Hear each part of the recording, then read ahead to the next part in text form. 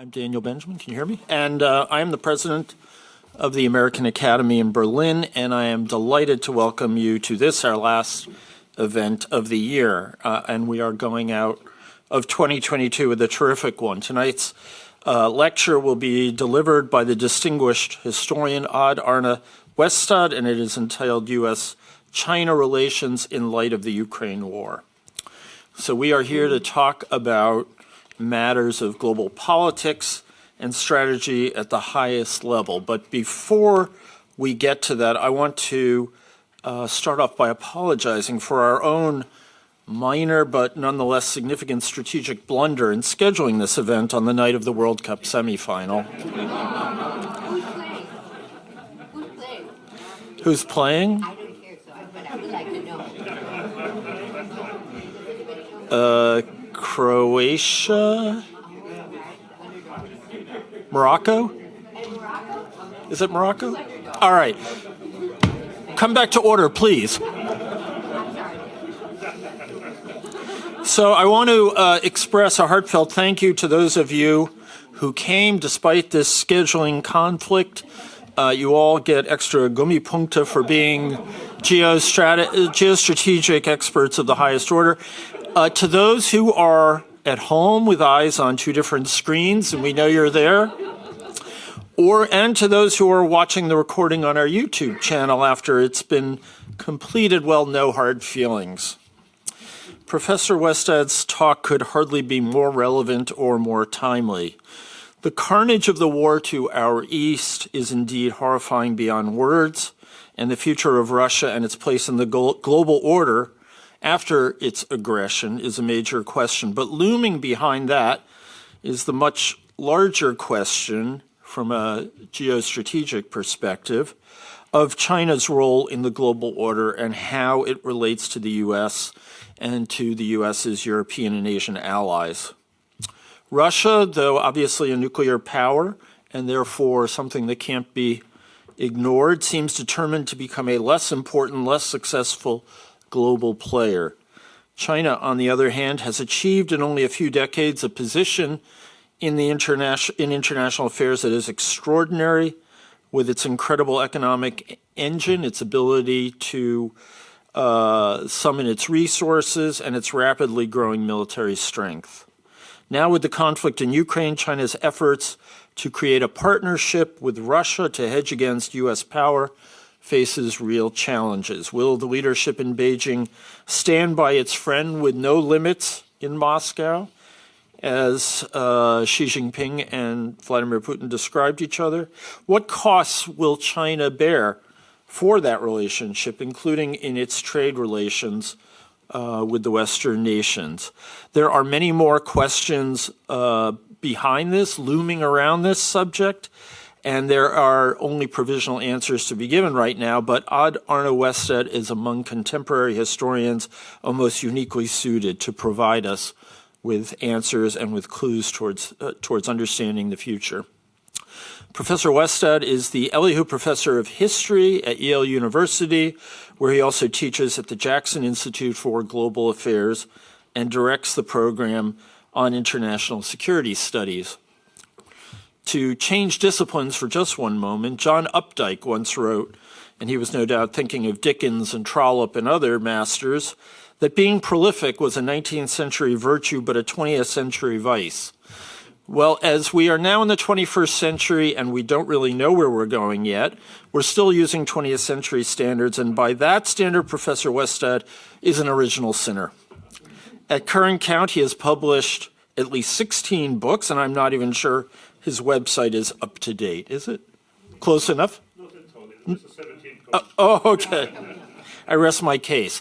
His 2006 masterpiece, The Cold War, A World History, is now a classic on the nature of the global quality of the Cold War. It was a path-breaking inquiry into a unique driver of global events, and it showed how the dynamics of the superpower standoff fed conflicts around the world, ones that were fueled by Cold War ideologies, animated by proxy battles, and ultimately had major repercussions in world events whose consequences continue to shape the world we live in today. The Cold War World History was awarded the Bancroft Prize for works on American history and diplomacy, and that is one of the foremost prizes in American intellectual life. Among those 16 or soon to be 17 works, several are on China and Asia, including Restless Empire, China and the World Since 1750, which came out in 2012. He is a fellow of the British Academy and the Norwegian Academy of Science and Letters, and Professor Westad has taught at Johns Hopkins, at the London School of Economics, and at Harvard, where he was the inaugural S.T. Lee Professor of U.S.-Asian Relations. So I think it's abundantly clear that we are tremendously fortunate to have Arne here tonight. Now, before I turn the podium over to our speaker, let me just give you a little bit of a roadmap about the evening. The professor's talk will last for something like 45 minutes, and then we'll have a discussion and a Q&A. If you are joining us via Zoom, please type your question in the Q&A part of the Zoom platform, not in the chat where we won't see it, and we apologize in advance if we are unable to get to all of your questions. And with that, Professor Westad, the podium is yours.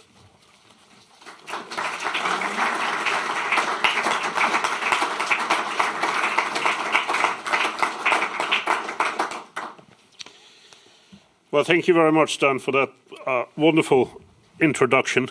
And also to you and to your colleagues in the American Academy for inviting me to Berlin. It's wonderful to be back here. It's my first, we may not say probably post-pandemic, but late pandemic visit to Berlin. And it's wonderful to be back here. Let me also thank Inga Poster, who's been setting this up and organizing my visit here so fantastically well on behalf of the Academy.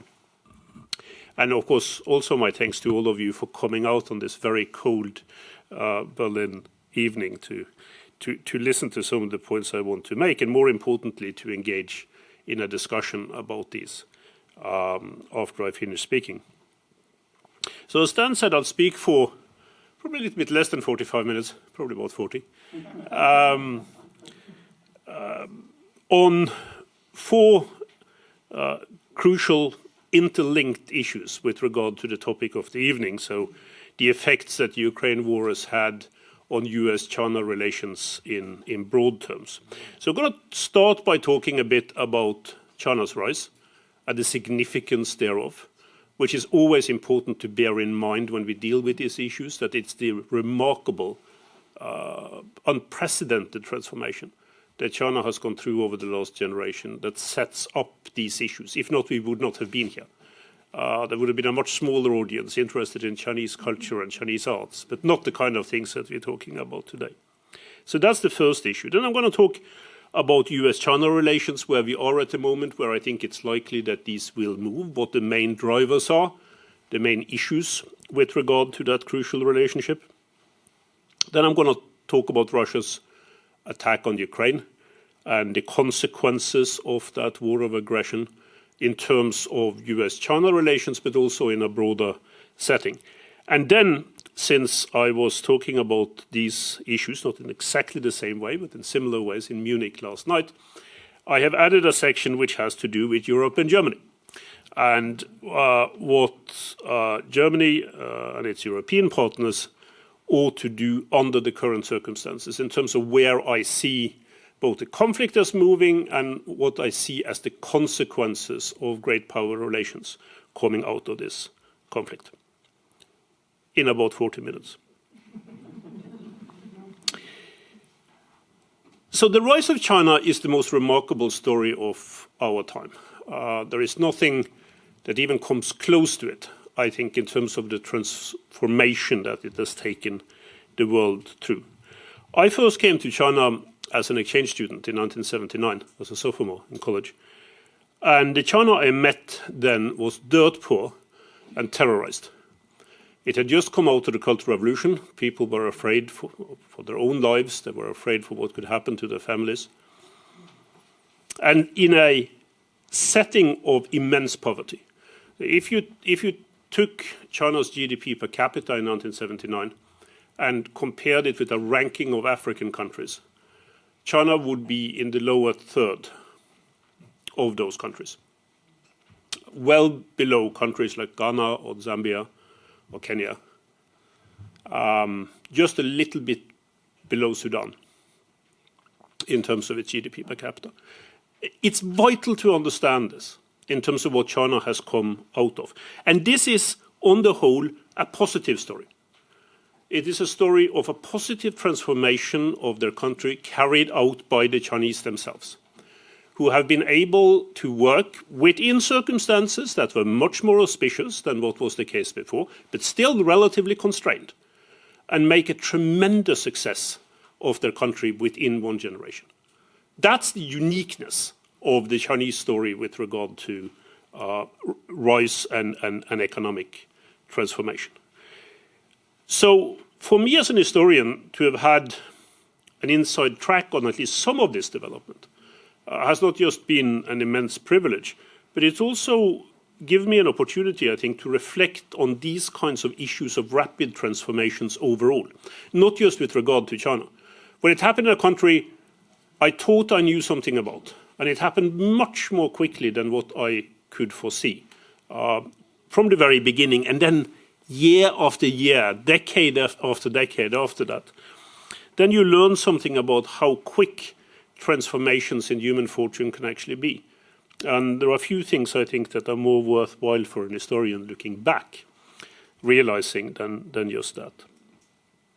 So to me, this transformation is a positive step. It's a positive step for China, and it can also be a positive step for mankind. But in order to get from here to there, we have to figure out how we are able to create room for China, a rising China, within the existing world order, while not accepting the kind of aggression and expansion that the current Chinese regime at times have been engaging in.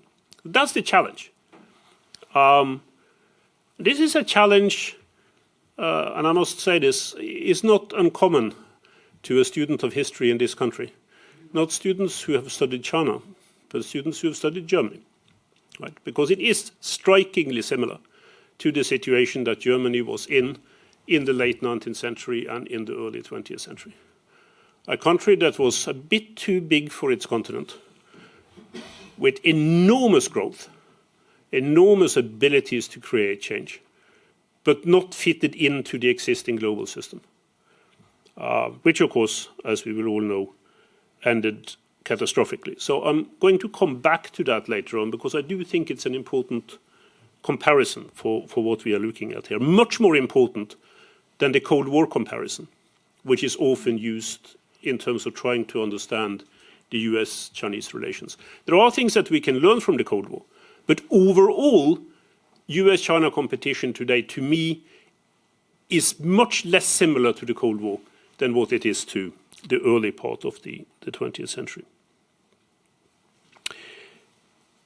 I'm sure some of you will be thinking, just in terms of what I already said, whether that kind of positive transformation of this relationship that I've indicated in my opening remarks, that sort of transformation from the kind of tension that we're seeing now to a much more positive framework, whether that is at all something that can be possible to carry out. And of course, a lot of people are denying this. Quite a number of people are saying, not only is the rivalry between the United States and China given, but it's given because that's how great powers rival over time. Right? This is become particularly known in the context of the so-called Thucydides trap, developed by my friend and former colleague Graham Allison at the Harvard Kennedy School, which basically says, most of you will know this scenario, quoting Thucydides from his History of the Peloponnesian War, from the first page of that war, where that story, where he basically says that it was the fear that the rise of Athens instilled in Sparta that led to the war, that the existing Spartan hegemon was so worried about the consequences of Athens' rise that there would necessarily be conflict between the two. I think in many cases of rising great powers, this is indeed true. But I don't think it is an absolute law. And I think what comes out of the situation that we are in now, in terms of its outcome, is very much dependent on the decisions that we take from now on. Not just the decisions that the Chinese make. They are important too. But it's even more important what kind of decisions we make in the United States and in Europe and elsewhere to avoid moving into something that can be seen as an unavoidable trap leading towards war. So I like to think a little bit more in specific historical context than what the Thucydides trap issue indicates. And this brings me to the point about why the Cold War comparison doesn't work. And you will see increasingly, and I've seen this in Germany as well in terms of the discussion of US-China relations, you will see the Cold War terminology being used. In the United States, it's everywhere. In China, it's also on the rise. This is a new Cold War. And it might be many things, but a new Cold War it ain't. And the reason why it is not a Cold War in any meaningful sense of the word is that China and the United States operate primarily within the same economic universe, within the same organization, in a broad sense of how the world has developed in terms of economic input, which has a lot of other consequences, of course, that goes with it as well. This was not the case for the United States and the Soviet Union. The Soviet Union didn't want to have more for the Soviets within the existing systems. The Soviets wanted to destroy that system and replace it with a system that their leaders believed was better. In terms of economic justice, in terms of getting away from markets, in terms of abolishing capitalism. That's not the general direction that Chinese thinking has been taking. What China wants, it seems to me, is more, and sometimes much more, for China within the system that exists today, rather than trying to do away with that system, break it down, replace it with something else. Now, that doesn't make China's quest for greater global influence less significant, but it makes it different than what the Cold War competition was all about. And that brings me back to the issue of Germany and the German direction, sometimes referred to as a Sonderweg, from the late 19th century on. And it seems to me, and this is where the bad news comes in, right, that there are many more similarities with that structure in terms of US-China relations today than comparisons with the US-Soviet conflict. China's biggest problem in terms of its rise is that it has been very difficult, genuinely very difficult, to find the kind of position that maybe particularly the younger generation of Chinese aspire to in terms of international relations. And what they believe, an increasing number of them believe, is that the United States is out to try to hem China in. Not to necessarily destroy China, but to hem China in terms of its further development. Creating the kind of circumstances that would make it difficult for China to fully succeed, whatever that means, in terms of its domestic growth and its international positions. Again, the echoes, unfortunately, of the late 19th century are so clear, with regard to this. And we need to bring that into consideration, I think, when we think about what could go really, really wrong in this relationship. So unfortunately, ladies and gentlemen, when I say that this is not a Cold War, that is not necessarily good news. There were worse things out there in terms particularly of Europe's long 20th century than the Cold War in terms of human suffering and disasters that took place. And we need to think about those when we think about what could go wrong in the US-China relationship today. So let me then turn to that relationship and how I see it develop over time. Now, my view is not very optimistic on this. I don't think US-China rivalry will lessen, at least in a broader strategic sense, over the next decade, probably more than a decade. I think it will intensify I think it will intensify on a number of issues in terms of trade, in terms of bilateral relations overall, in terms of technology. Unfortunately, I also think it might intensify in terms of regional, Eastern Asian strategic conflict. I'll get to that a little bit later on. So the rivalry will intensify, but I also think that it can be contained. And it can be contained mainly for the reason that neither the United States or China have an active interest in a conflict between the two countries, meaning a conflict that could lead to war. This may change, but the way it looks today is that that is true, and that is what gives some ground for optimism. Now, as we know, particularly when we go back to the historical parallel that I drew earlier on, things change. Conflicts come up that are much more difficult to handle than anything that can be foreseen at this point. And there are a few of those in Eastern Asia, which I'm going to talk about a little bit later on. But on the whole, in terms of the bilateral relationship, my belief is that this rivalry can be contained from moving from rivalry to conflict to war. And that is what we need to look after. That's what we need to move towards. So what has created the current conflict? These are things that have happened on the Chinese side, but also things that have happened on the US side.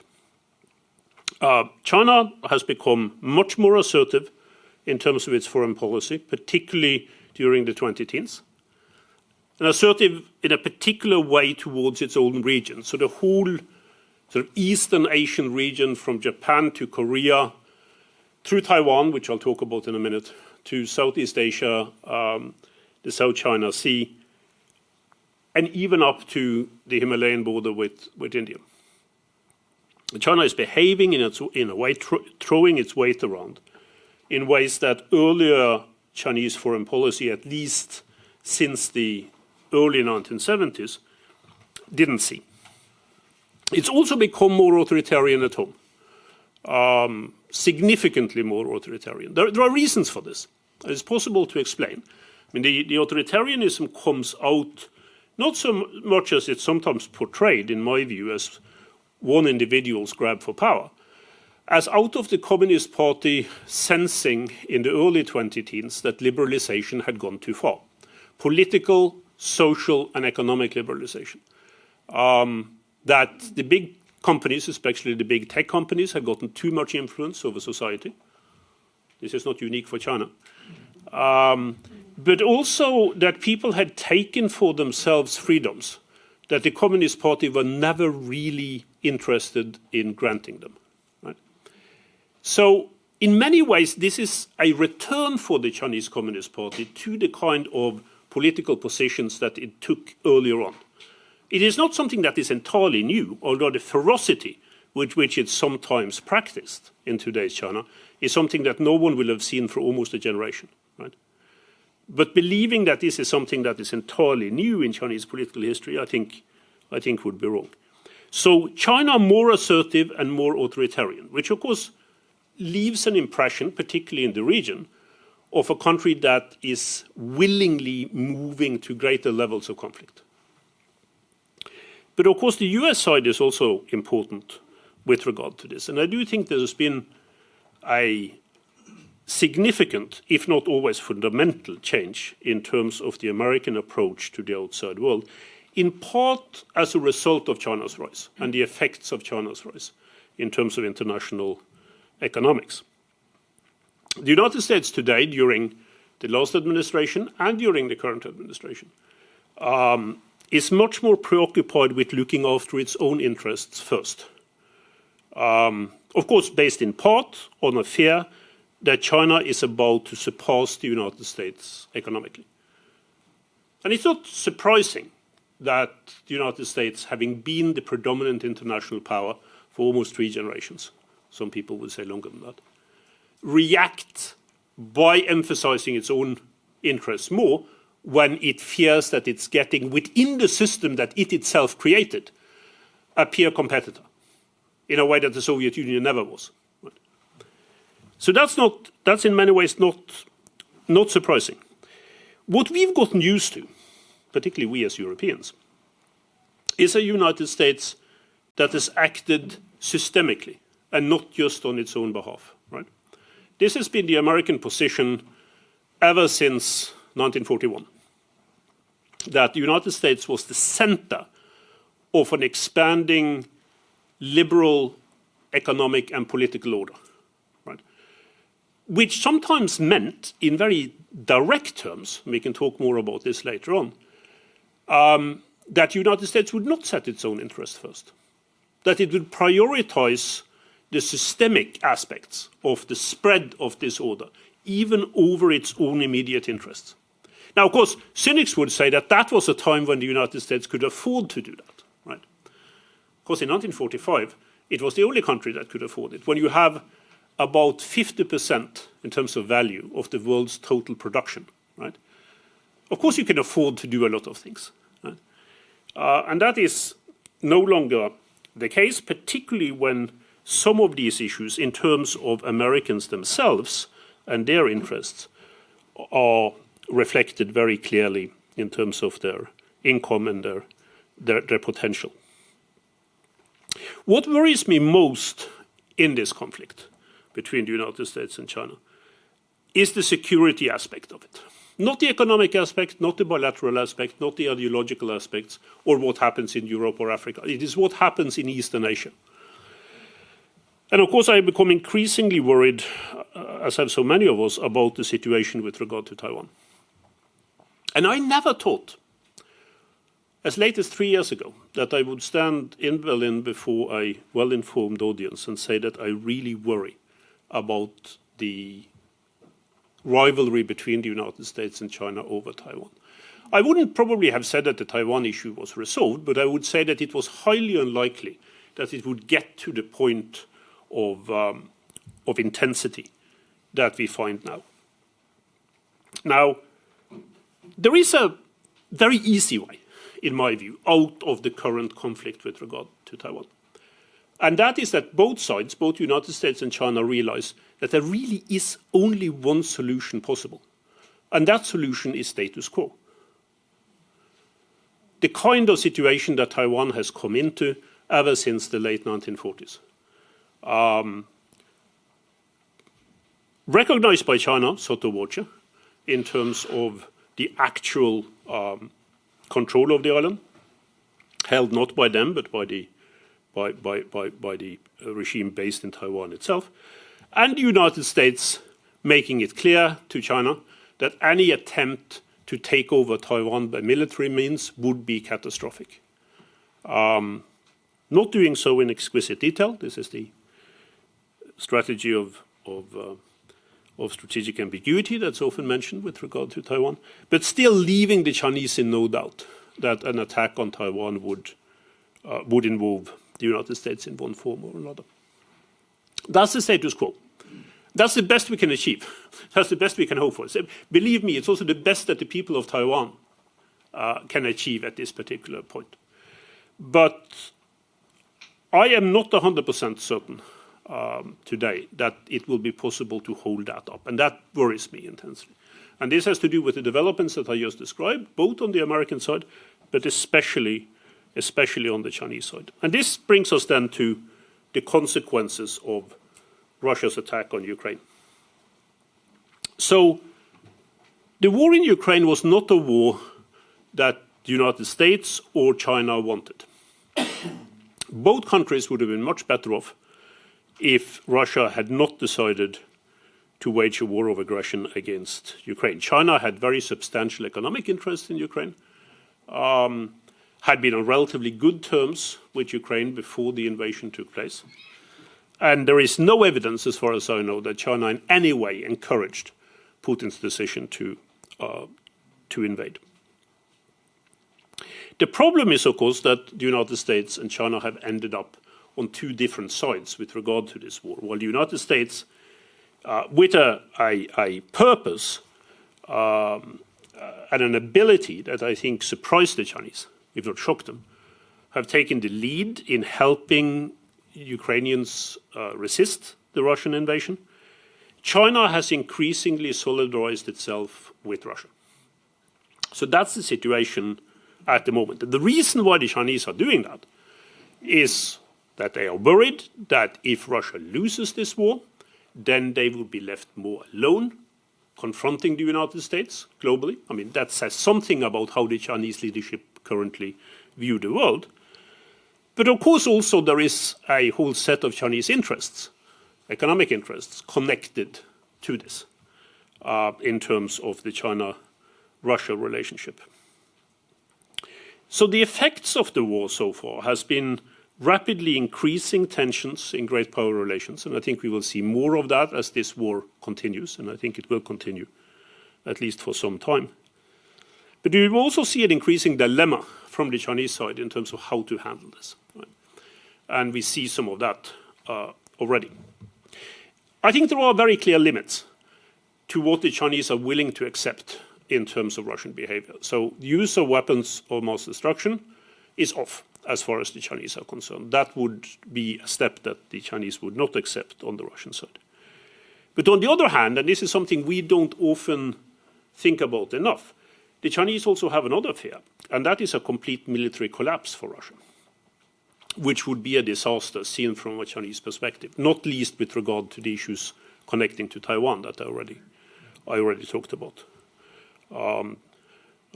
Putin would then be able to give dictatorship a bad name, and that's not good from a Chinese perspective in terms of what can be achieved.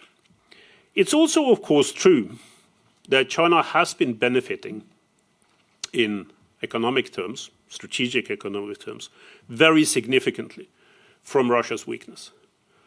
The degree to which the Chinese have been able to get long-term contracts for almost anything that Russia can deliver that is important for China, from energy to rare metals to whatever it is that Russia can still produce, the Chinese have been scooping that up because of Russia's inability to deal with any other bidders within the international community.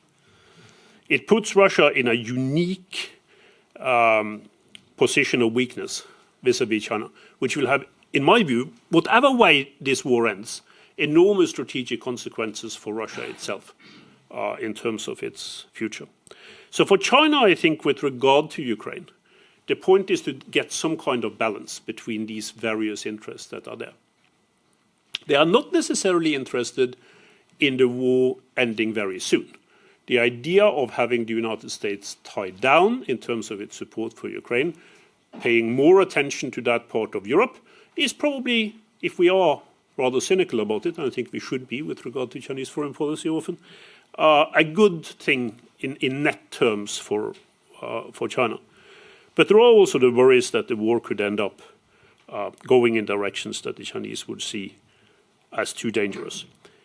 Now, what determines some of the latter, and this brings me to my final point, has very much to do not just with China's relationship with the United States, but also China's relations with Europe. And everyone here tonight will know how significant the China-Europe relationship is in economic terms, for Europe, but also for China. And everyone that I've ever spoken to after this conflict began, with good leadership contacts in Beijing, realize what a knock the Sino-European relationship has taken over this war. Perhaps in many ways more fundamental in terms of a rethinking than even the relationship from the US side with regard to China. So that then begs the question from a European perspective, what Europe should do in this situation. And in broad terms, as we will know, there is a discussion, there's an ongoing discussion in many European countries, maybe perhaps most strongly in Germany, over what the correct position would be to take, not just with regard to Ukraine, which I'll get to in a moment, but also with regard to the US-China relationship. But views are changing very rapidly with regard to this. Before the war in Ukraine started, and you will know this, there were many voices in Germany saying the correct European position with regard to the ongoing rivalries between the United States and China would be to be somewhere in the middle. to play a sort of mediating kind of role, the kind of role that Europe often dreamt of having during the Cold War, right? And maybe particularly in Western Germany. The idea that one could, through European, I don't know what kind of European lessons these are, but something connected to the European past, that one was in a unique position to actually try to reduce the conflict between the two great powers. I think that position is changing very quickly now. I don't think that is in any way as true anymore as it was prior to the war in Ukraine and the start of that war. And the reason for that, I think, is that many opinion leaders, many people who do not normally take part in political discourses in Europe, have come around to the position that the best thing Europe can do for its own security, short-term and long-term, is to prevent Russia from winning in Ukraine. That there is nothing more important than just that. Because what a Russian victory would mean is that Europe, for a very long time into the future, would be less secure. I mean, whatever happens in the Russia-Ukrainian relationship, or in other parts of Russia's near abroad, as they like to put it. I would also argue that for Europe's relationship with China, it is vitally important that Russia does not win in Ukraine, because of the consequences that would have in terms of how China would see Europe. But one would also go further than that, I think, in order to go further than that. By Europeans showing China that Europe will not accept indirect Chinese support for Russia while carrying out business as usual in Sino-European relations. And that's a bigger step to take, and a more difficult step to take. But I do think it is important, because the perception in China up to today, and in the situation that is there now in Ukraine, in spite of Russia's military setbacks, is still in China that Europe is weak, that it's divided, that it's not able to carry out an effective foreign policy or even trade policy with regard to some substantial issues of China's rise.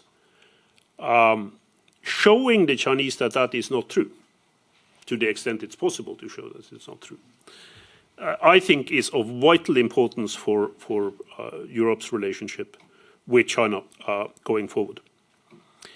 What this affects would of course be key national security concerns, such as specific products that have strategic significance, technologies, maybe especially critical infrastructure, where one needs to change policy with regard to Chinese investment and Chinese technology. It means that Europe should almost certainly do more, not just with regard to the current conflict in Ukraine, but overall in terms of looking after its own defense and its own defense position, which would send very strong signals to China of a Europe that is able to look after its own interest. In trade terms, and this is the discussion that is ongoing now, as many of you will know, there are concepts such as friendshoring, which is something that I don't have much faith in. The idea that you basically put all of your trade and most of your investment to countries that are more similar to you than putting them within dictator states. But there is still something to this, even though it's hard to carry out as a national or a European policy.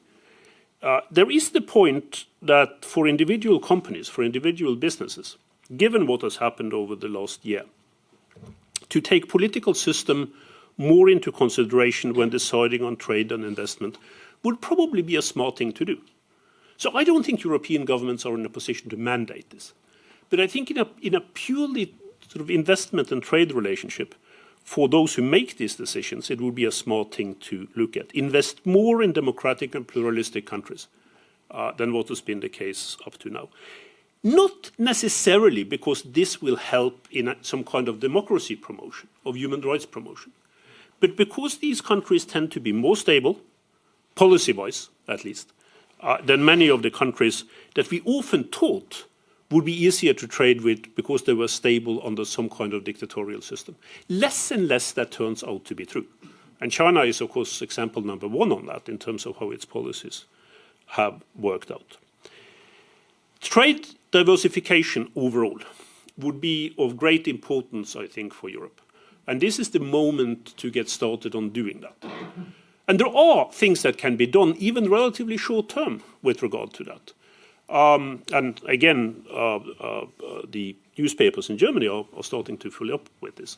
Talking about South Asia, what more can be done with regard to India, what more can be done with regard to Southeast Asia, in terms of actively encouraging an economic relationship.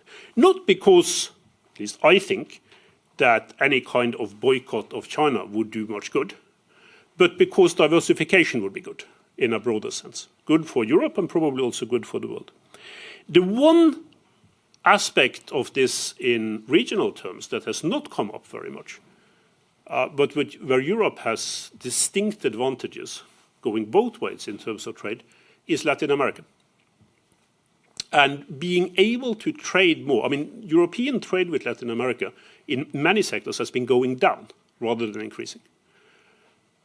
And, you know, here we're dealing with a whole continent speaking two European languages, right, with an ability to produce at a very high level that sometimes surpasses even what you would find in China or find in Southeast Asia.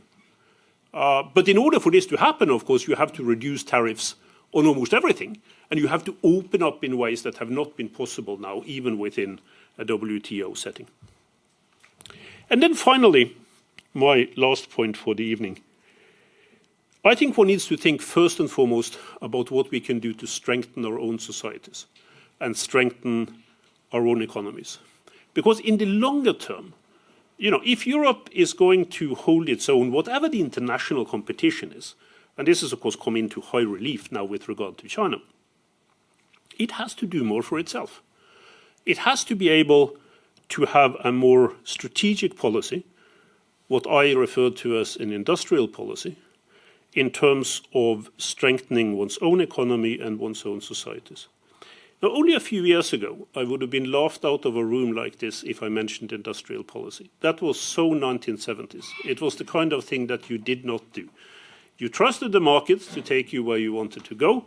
You trusted international trade arrangements to go in the direction that you wanted to go. A rising tide lifts all boats, etc., etc. I think the last decade has shown us that that is not true, or at least that the political consequences domestically of that are too difficult to bear.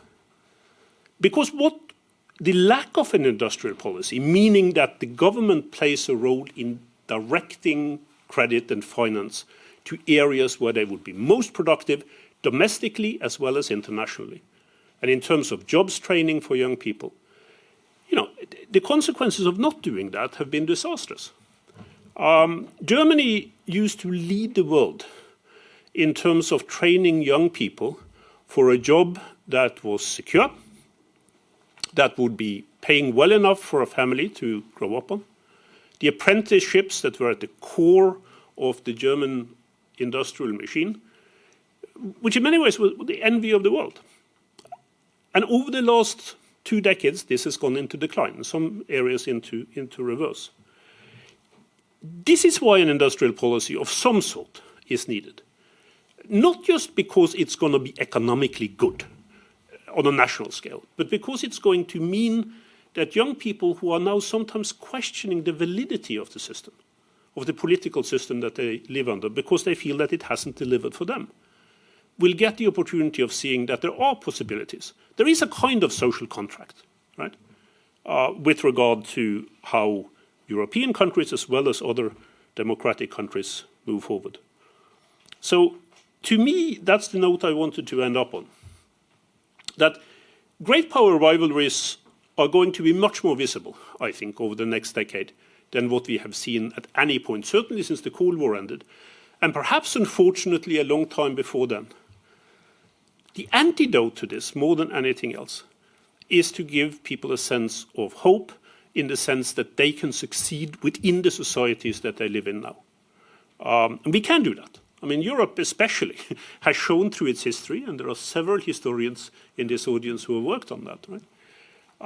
How it has been able to pull itself up from a disastrous situation by giving opportunities to young people to buy into the system the way it exists. But for that to happen, one has to start it now. It is not something that can be easily postponed until the international situation gets much worse than what it is today. Because then our societies will not have the strength to meet the kind of challenges that I've been talking about today. So that was my quick note, my very quick survey. Thank you again for listening to me. I'm very happy to take questions and discuss this with you.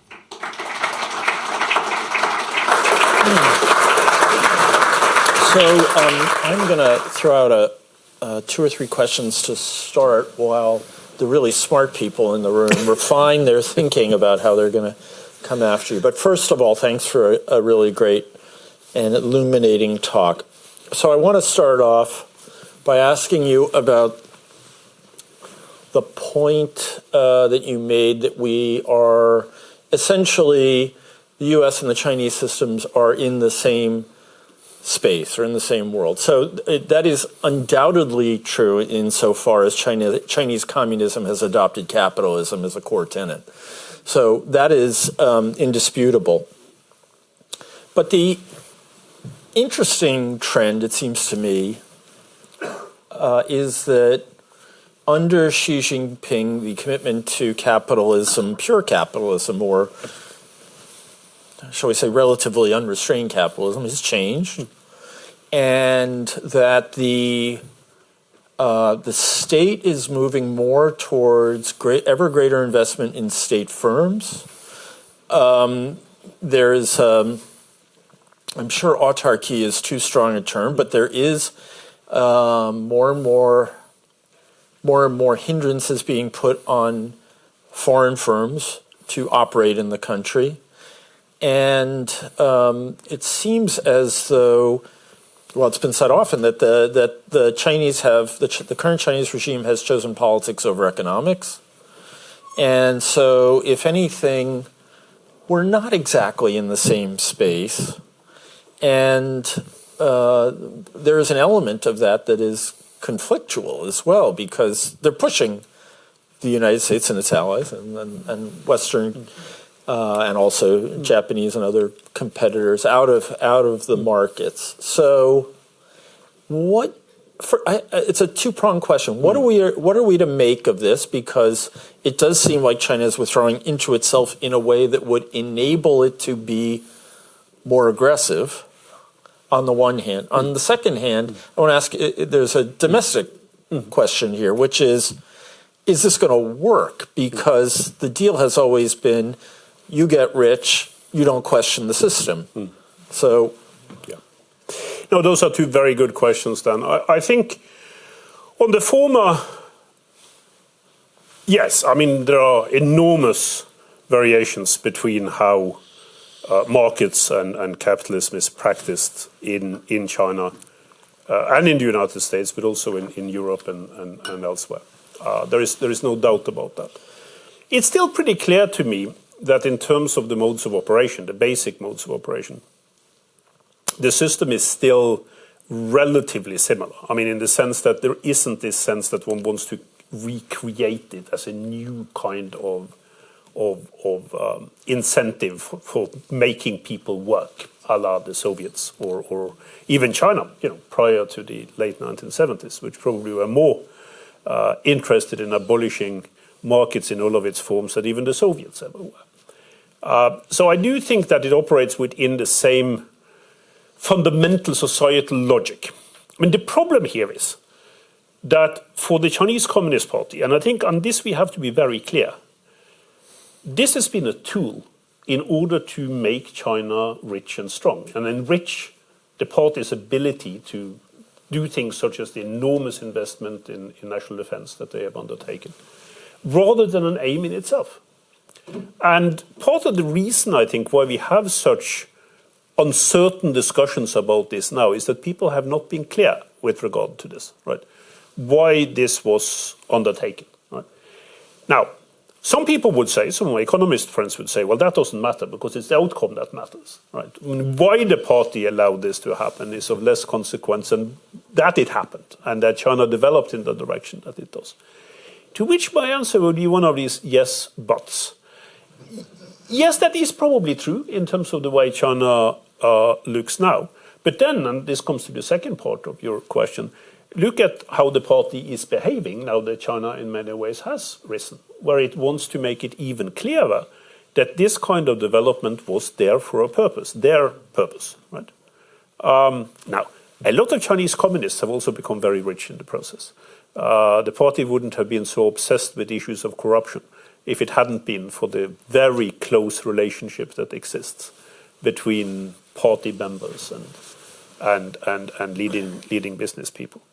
But it's very, very clear to me that what the party now wants to do is to restrict the political influence, the societal influence that these companies and their main leaders have had. So I would say this is in a way the challenge in terms of understanding China today, that China can go on for a very long time still operating according to overall market-based rules and incentives, while becoming more authoritarian, more governed by the party, less tolerant of internal dissent. Then the big question is, how long will the Chinese people, accept that? And that is the most difficult question to answer at all. We just got a sign, which I think is extremely interesting in terms of the campaigns against the excessive COVID restriction policies, of how careful the party has to be, even now, with irritating people too much, right? This idea that we often have in the West of the Chinese people as being relatively oriented towards authoritarianism, relatively docile, confronted with absolute power, historically that's very hard to defend, right? The Chinese people have a tendency to be a pretty rebellious bunch when they feel that their own interests are directly threatened. So that's the balance that the party has to strike. So far they managed quite well on that, even including during Xi Jinping's regime. Whether they will continue to manage to straddle that in the future is very uncertain. And that's of course also where issues that we may get to later, such as the use of intense nationalism in order to legitimize the regime, comes up. So you covered 3/4 of what I was getting at. My other concern is that China is headed for a decline in at least the trajectory of its economic growth. The practices that it is employing, the way that it is turning away from international trade, the reliance on state firms, that's all a great recipe for diminished growth. The Chinese people are used to a high level of growth, and of course, as the sociologists teach us, nothing promotes dissent like the frustration of rising expectations. Indeed. So, how's it all going to end, Professor? Well, I wish, you would, if you wanted to have an answer to that question, then you'd have to invite the prophet, not the professor. I find it difficult enough to predict the past, never mind the future. But I mean, two things that I think are important. One I already mentioned. I mean, that there are clear limits, and they have shown themselves now quite recently to how far the party can go in terms of getting in the way of normal, regular people's aspirations to how they want to lead their lives. Right? And they did that. They got in the way of that big style during the COVID lockdowns. The second one, which is more difficult to foresee in terms of outcome, is just how much frustration coming out of the regulations of the economy that the Chinese people will actually show. If I were to guess, this is entirely guesswork, I'm not better at this than anyone else, is that if the publicly owned companies are turned away from where most of them, though not all of them, are at the moment, which means that they are reasonably well run, they are reasonably profitable, though at a much lower level than what the private sector is, and they provide decent, secure jobs for people, right? Long term. If either of or any of those three factors disappear, if there is the impression that the public companies that are now being strengthened are simply there to serve the Communist Party and its interests, that I think would be problematic for many Chinese. I think that is a breaking point. I also think that the party, at least so far, knows that. Right? They understand that. And you've seen that even in terms of the public discussion. Now, Li Keqiang, the current prime minister, is probably the one that has given most voice to that. And with him out of the leadership, and people like him out of the leadership, it is quite possible that the statists within the CCP will decide that they can go even further on that they can start regarding the big state-owned companies not as something that should contribute to people's welfare, but as simple instruments for CCP power. And that I think they could end up in trouble. My last question for now. Your caution that we should think about the late 19th and beginning of the 20th century in Europe instead of the Cold War in the second half of the 20th century is fascinating, I think well placed. In one regard, I would ask you whether it isn't going to be like a Cold War in that the fundamental relationship between the two great powers is one of deterrence. And that, in fact, in an era when a conflict over Taiwan could turn nuclear, isn't one thing that's going to absolutely affect our relationship. And the second thing is that, unlike in the last Cold War, we are actually in a case of economic deterrence, because if the Chinese were to throw Westerners out of their country, our economies would go into a tailspin. And you can imagine that with the kind of sanctions that have been deployed against Russia, if they were deployed against China, their economy would go into a tailspin. So, we're sort of mutually dependent and totally at dagger's edge. I think that's a really important point, and and this is why my friend and colleague Neil Ferguson has been pointing out that there is a kind of mutually assured destruction, a mad approach to Sino-American relations at the moment, because the two countries, if they act in ways that fully serve their own interests, would destroy a system that both are benefiting from to a very great degree. So I think that's true. I also agree with what you said about deterrence. What I hope in the Sino-American relationship now is that deterrence will work. But there are some problems with regard to it. One, and this again, unfortunately, brings us back to the late 19th century, is that I'm not convinced on the whole, within the next half generation or so, that the world is becoming more bipolar. I think it is becoming more multipolar. It's a more gradual process than most people foresee at the moment. But I think the Russian war of aggression in Ukraine is a reminder of the direction that we're moving in. As I said in my talk, China didn't mandate the war in Ukraine. This is not China's war, even though Russia is a very close friend and associate of China. This is not the kind of Cold War scenario where the world is bipolar, divided into two. There are many other countries. Russia is one of them. India is another. We could go on. That are able to make their own autonomous decisions in terms of how they see not just their long-term, but also their short-term security interests. And I don't see that changing much. In spite of, obviously, the United States and China being the most important poles within that multipolar system, and even with the increase in conflict between the United States and China. And the problem with that is that makes deterrence harder. Right?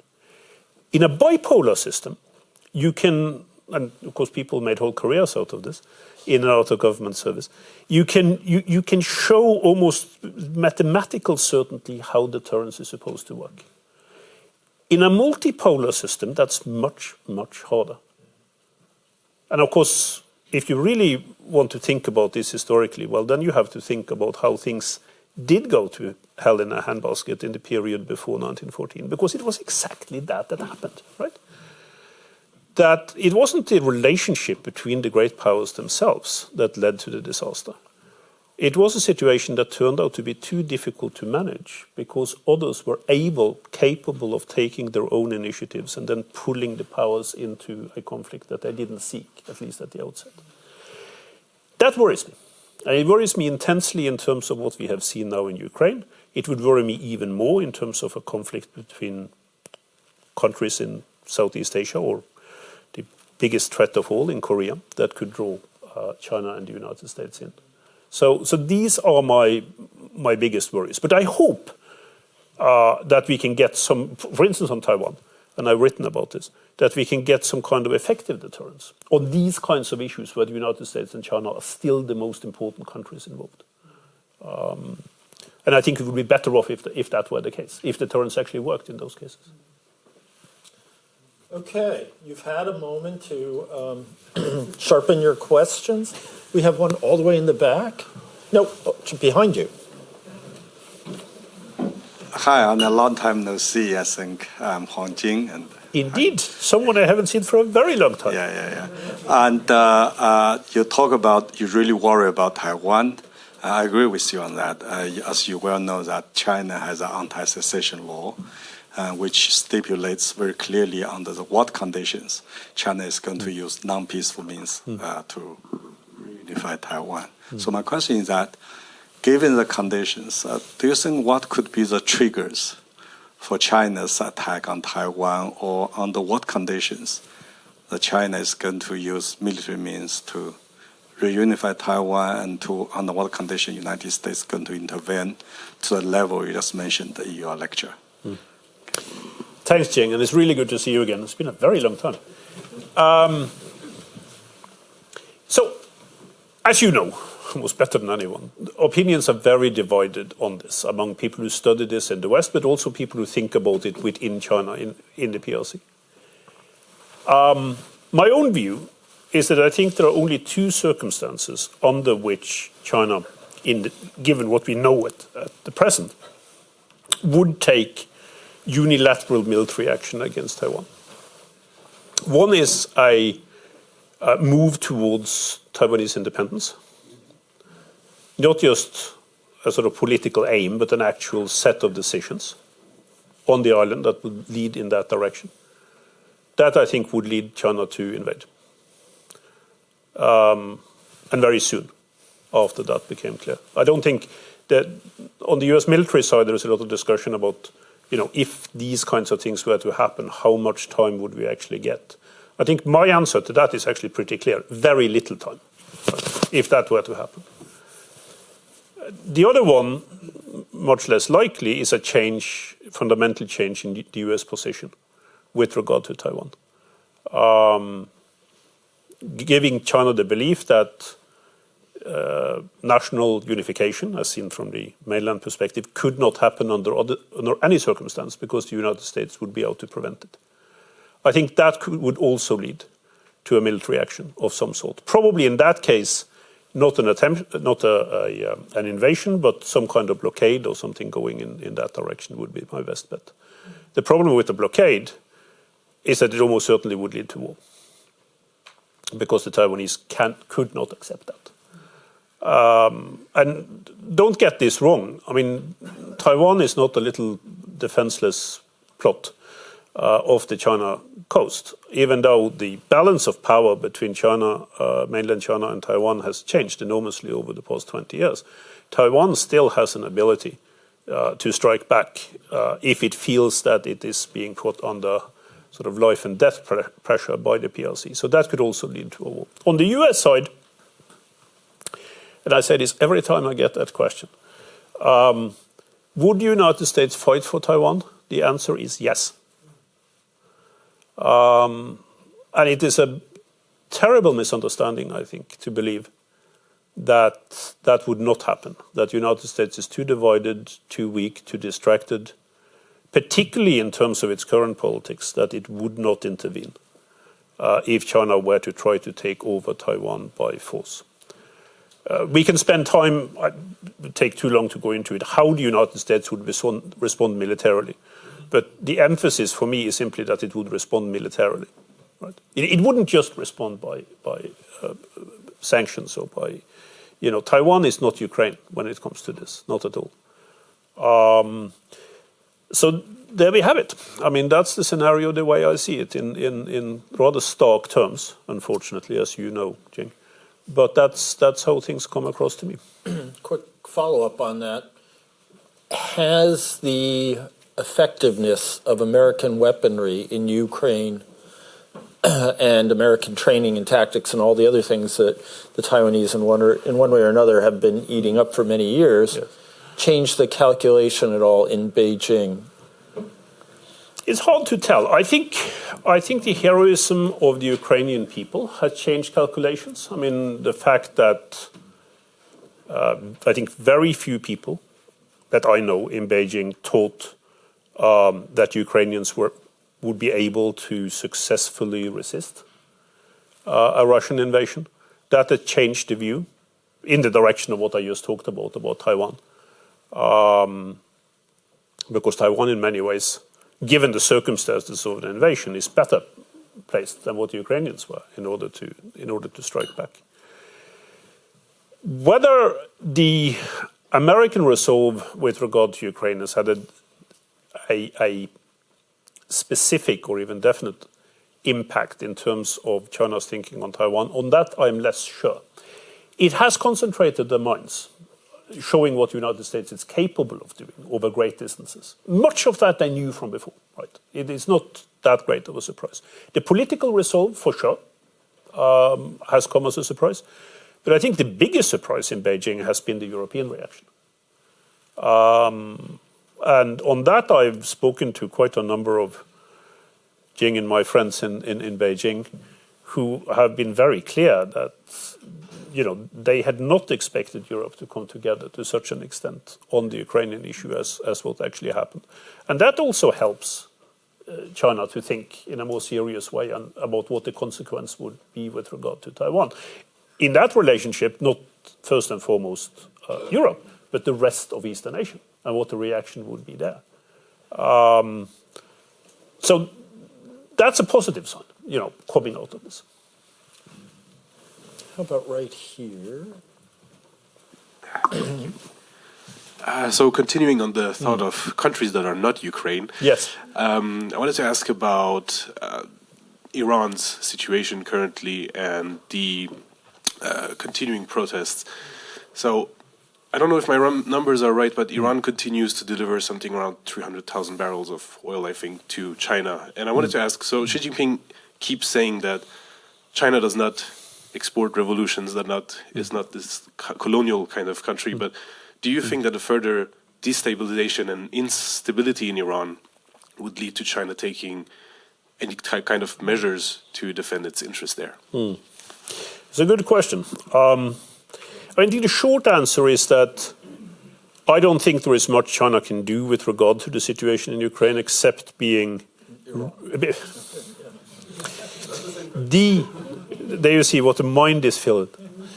The situation in Iran, rather than worrying about the consequences that this could have for energy supplies, which they do worry about quite a bit, and to the point of already, from what I hear, starting to think about alternatives if the situation does get worse. I think the conclusion so far, and this is entirely what I get from open sources on the Chinese side, there is very little understanding that the situation in Iran could become a direct threat to the Iranian regime. I like to shock some of my Chinese friends on this. So in a conversation just a few days ago, so-called Beijing Forum, where I was an online participant, I said that China's relationship to Iran today reminds me a little bit of the US relationship to Iran during the Shah. Just saying that something couldn't happen until it actually happened, right? That's, I think, very much where China is with regard to the the current Iranian regime. And it's quite possible it could have the same outcome, which would be very problematic for China. But China has even less of an opportunity to do something about that than what the United States had in the late 1970s.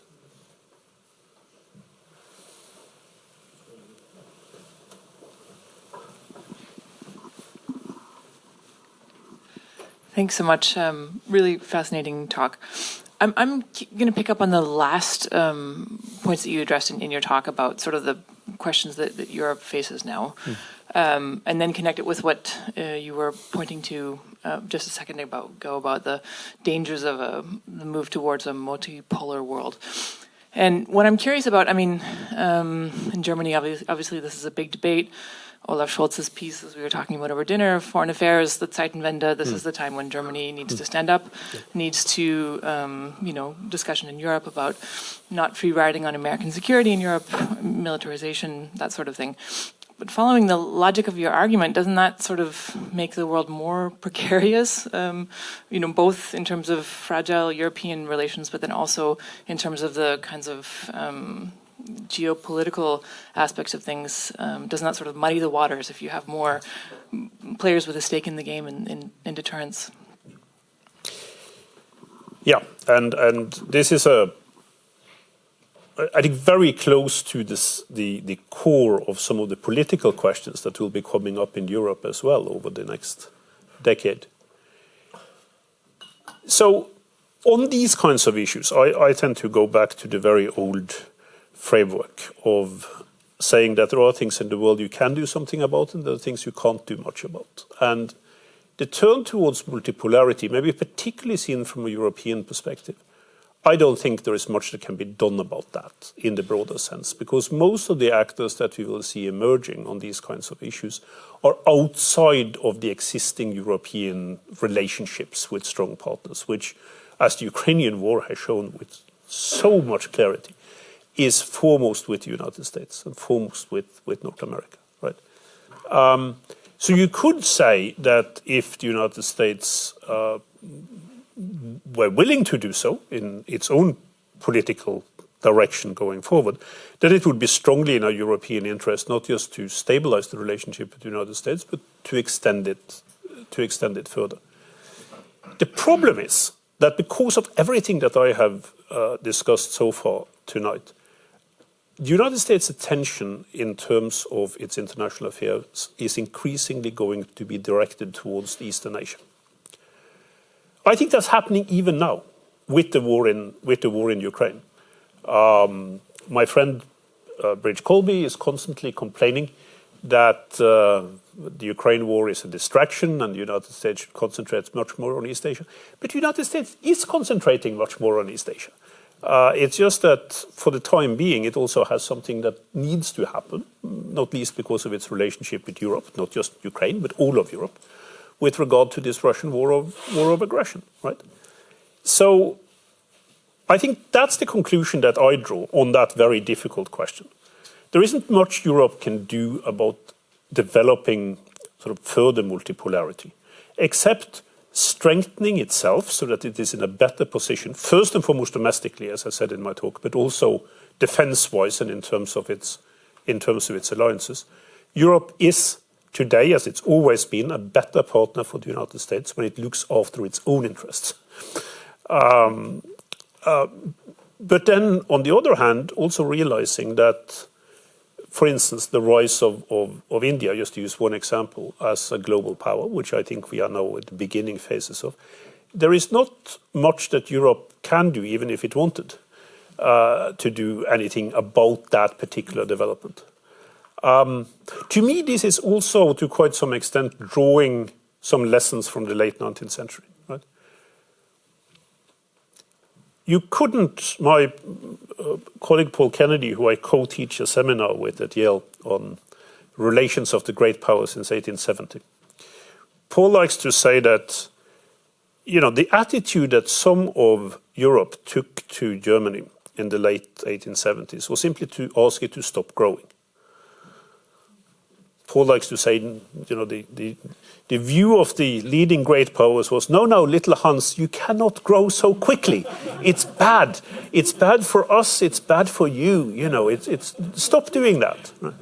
But that's not how things work, right? And we have to recognize that today, just like many more people ought to have recognized that back in the late 19th century, that the point was about finding ways in which these changes, which are probably unavoidable, could be incorporated into an existing set of international systems. That's the key, not to prevent them from happening.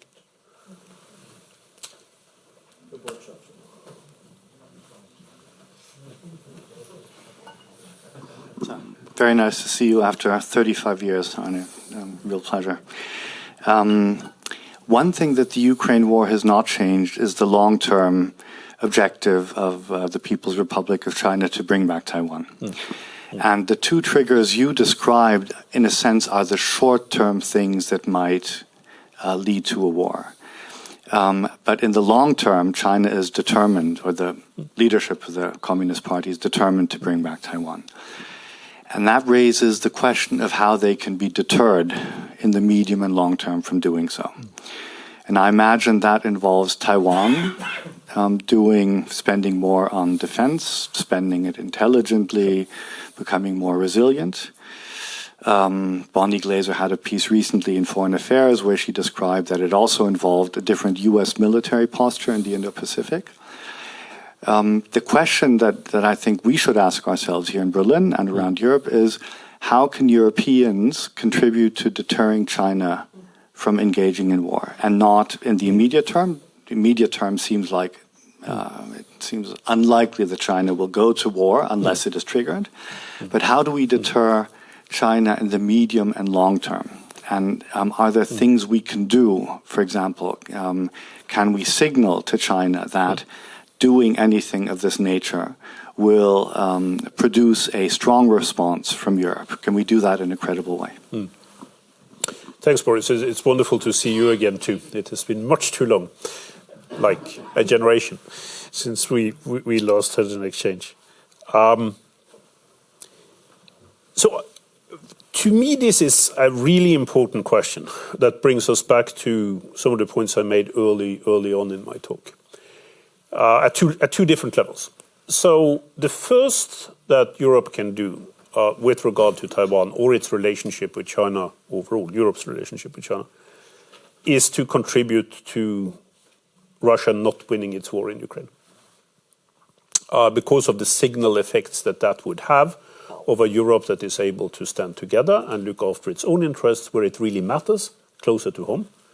But also a Europe that is able to develop strategies for dealing with the overall situation of a war on its own continent. And the significance that this would have for Taiwan, especially if you get the kind of follow-up that I talked about later on in my presentation, that Europe is able to signal very clearly through its positions taken on issues such as trade and technology investment, that the current indirect Chinese support for Russia in this conflict is something that Europe takes a very strong view against, right? That it has consequences, that China's actions actually on this issue have consequences for China itself. That's the more important signaling, I think, that Europe can make, rather than trying to signal more directly with regard to Taiwan. That's the kind of lessons that I think would be picked up in Beijing. Of course, that's not the same thing as saying that Europe shouldn't make it clear that it stands for a peaceful solution in terms of Taiwan's relationship with the mainland being the only solution. Stressing constantly the kind of effects that a war in just off China's coast would have for any ability to interact with China economically and financially.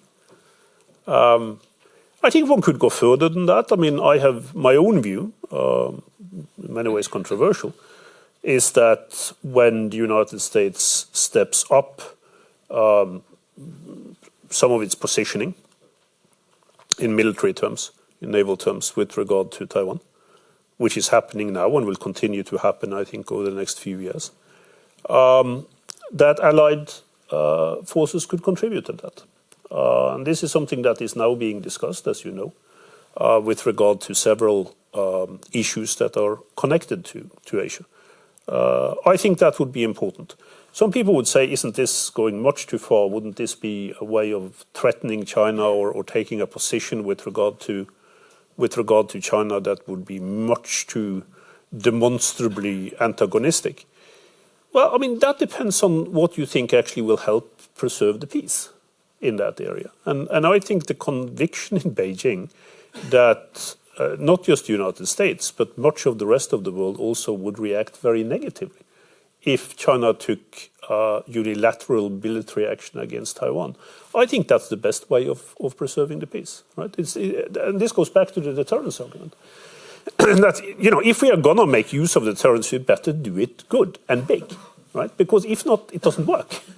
And since I've been talking down Cold War comparisons, let me make one Cold War comparison that actually does work. And that is that for deterrence to be effective, it has to be specifically targeted. Generalized deterrence is only of use in very, very limited circumstances, while specific deterrence is what is needed in order to get the attention of the one that you're trying to signal to, and therefore has more of a chance of being taken seriously and then preventing people from taking actions that would be disastrous on a global scale. This is not how Europe has thought about its international role, its global role, during the Cold War or ever since the Cold War ended. But I think, you know, if we are going to think seriously about this in alliance terms, that's perhaps where we're heading. That means military deterrence. That means military deterrence. Deterred by Yes, military yes. means, I think rather than sort of by kind of economic, political scenario, which is we will be very unhappy, we will stop trading with you. Obviously, as I said earlier on, it will have to be both. It always has to be both. But not taking the military aspect seriously, I think, would be a bad mistake.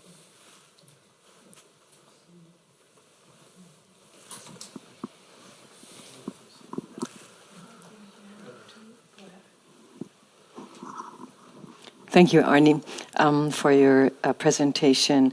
I'm not going to come after you, as the moderator suggested, but I do have a question. If I remember correctly, you left out mentioning of Hong Kong. And I'm asking you this question because the day after the U.S. elections, the U.S. Embassy in Berlin mounted an event where it showed a film documenting freedom fighters in Hong Kong. A very salient thing to do anyway, and right after the elections even more so. So what is the role of Hong Kong in the scenario that you're describing, not just as a place, but also as a reference point for ideological, economic, and strategic struggle? Thank you very much. Thanks, Jessica. And it's really good to see you again. Also been much too long. The Hong Kong issue is, as everyone here will know, very different from the Taiwan issue and different from other aspects of China's border area issues or its international relations. And part of the reason for that is, of course, that the damage with regard to Hong Kong, just as with regard to Tibet, which is another issue, and to some extent Xinjiang, has already happened. Right? It has already taken place. Hong Kong is today de facto under Chinese occupation. Right? Which is very sad, because what they've done is to take one of the world's most vibrant cities in all ways and trying to make it into what Chinese cities have suffered the most from, which is political and social repression over the past generations. That shouldn't change our interest in making it clear that the kind of Chinese behavior that we've seen in Hong Kong, to the extent that forecasts what kind of behavior China would show elsewhere, that's irrelevant to the rest of the world. I think highlighting what has been going on in Hong Kong over the last, almost decade now, is of vital importance to underline the kind of regime that China has at the moment. And in many countries in the world, perhaps especially in the Middle East and in Africa and elsewhere, there is this uncertainty about how their countries would be able to handle China. Well, you know, one important issue then to bring across is looking at what the current Chinese regime has done wherever its power has increased. Now, I'm not suggesting that if China invests in a country in Africa or in Europe, for that matter, that it would be in a position to behave like the PRC authorities have with regard to Hong Kong. But it is a sign of the kind of society and the kind of state that the current regime is after, and we need to highlight that. Again, I mean, maybe because we're coming to the end now, I'm coming up with more Cold War parallels. But this is also one thing that the West overall, and particularly the European part of the West, got right during the latter stages of the Cold War, which was to underline the degree to which the repression of political and social and human rights that took place in Eastern Europe and the Soviet Union was a global rights issue, right? And presenting it in that light was tremendously effective. It was also correct. And that's something that we should actually think about with regard to China as well, with regard to Hong Kong and elsewhere.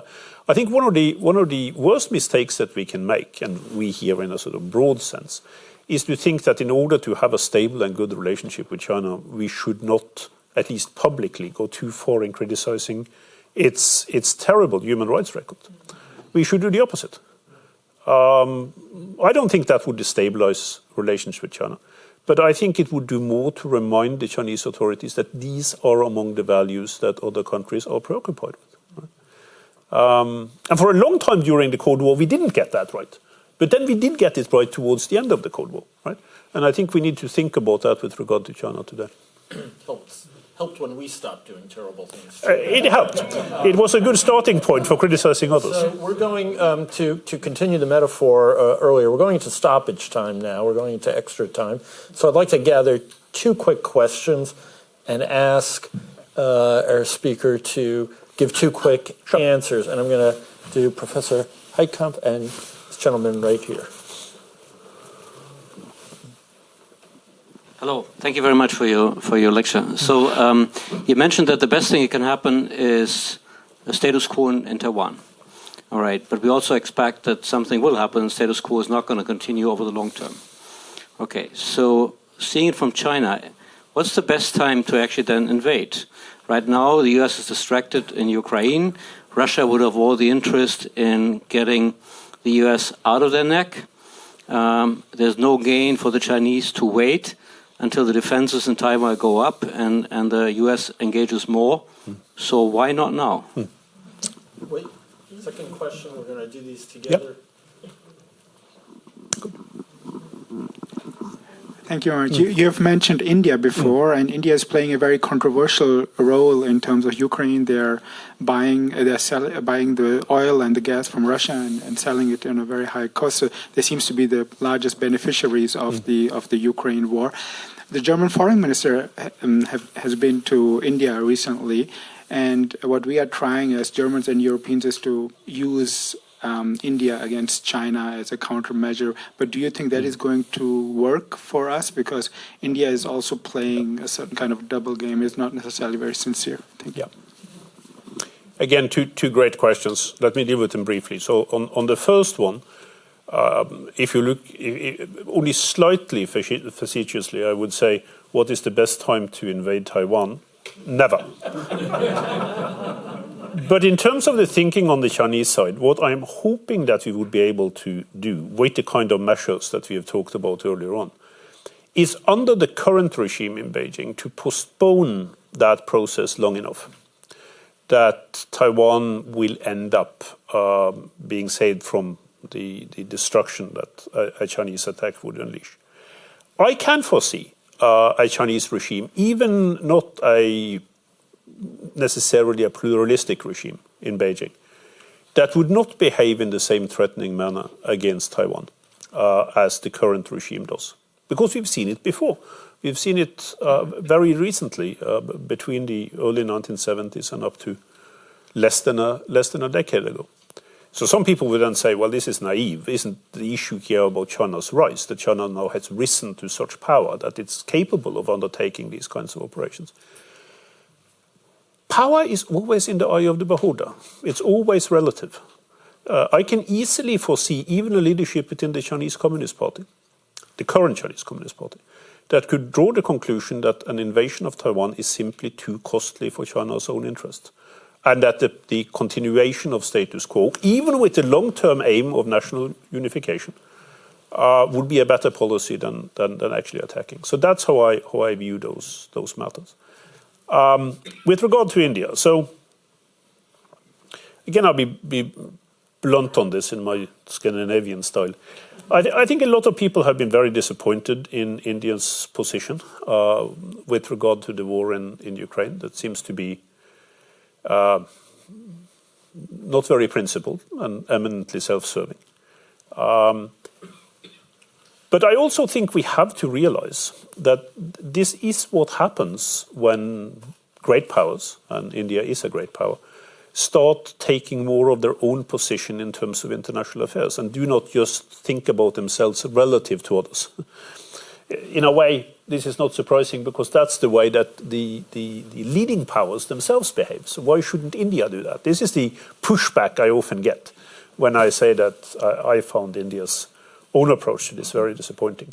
What I would say, though, is that in spite of this being an example of the kind of multipolarity that I'm talking about in terms of international affairs, I'm not in any way convinced that the current policy is the one that would serve India's interest best in the longer run, particularly since it now seems very likely that Russia is not going to win this war, right? So India has lost quite a lot of friends in that process, and not just friends with regard to Europe and the United States, or not to mention the Ukrainians themselves. Ukraine was a country that was quite important for India before this conflict began.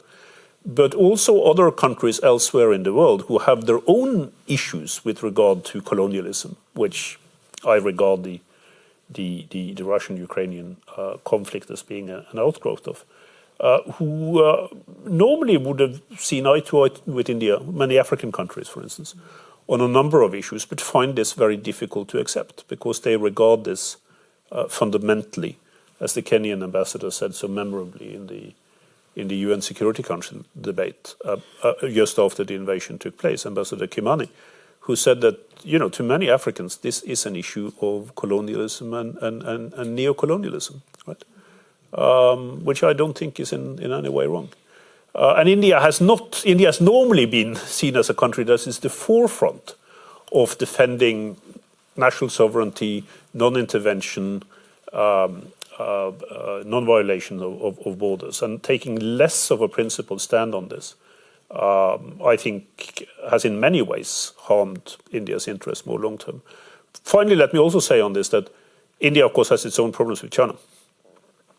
And irrespective of the Biden administration having, in my view, done quite well in trying to tell the Indians that the overall strategic relationship between India and the United States will not be affected by India's positions with regard to Ukraine,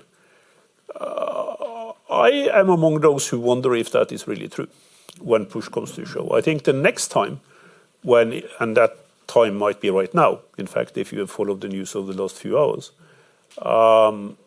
that India gets itself involved in clashes with China in the high Himalayas, I don't think many Western countries will be quite as forthcoming as they were last time around in supporting Indian positions. So, I mean, one has to think about this in terms of, not just wanting to be an independent great power, which India has every right to be, but also what serves Indian interests best. Okay. What a fantastic conversation to end the semester on. I want to thank you all again for coming and wish you all the best for the holidays and for 2023. Keep an eye on our website. We'll be starting programming again in early February. And I look forward to seeing you all then. Thank you very much. Thank you. Thank you. Thank you.